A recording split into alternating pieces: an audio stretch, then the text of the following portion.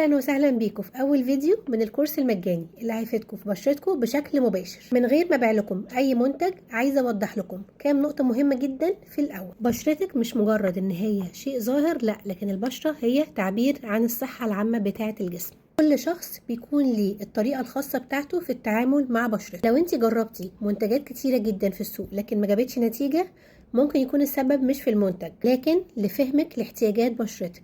انا هنا مش هبالك اي منتج خالص، لكن انا هنا موجوده معاكي علشان افهمك احتياجات بشرتك ايه، كمان علشان افهمك واعلمك ازاي ان انت تعرفي تحطي خطه بنفسك علشان تهتمي ببشرتك. الكورس ده مش زي اي كورس تاني، مش كون ان هو بس عشان مجاني، لكن لا، دوت هيفهمك ازاي ان انت تعرفي تتعاملي مع بشرتك، ازاي تعرفي تحددي نوع بشرتك وايه المشاكل اللي موجوده في بشرتك علشان بناء عليها تعرفي ازاي ان انت تتعاملي معاها. هنا مع بعضنا هنخلي الموضوع عملي وبسيط على قد ما نقدر. هنتكلم مع بعض عن الروتين البشره وايه الروتين اللي يناسب نوع بشرتك، والعادات الصحيه المهمه والعادات البسيطه اللي تخليكي تعرفي تحافظي على بشرتك. لو انت مهتميه ان انت تتعلمي اكتر عن بشرتك، لايك وشير كمان لواحده صاحبتك بيهمها الكلام اللي احنا بنقوله ده، كمان ابعتيه لواحده صاحبتك ما بتفهمش خالص حاجه في الكلام اللي احنا بنقوله ده.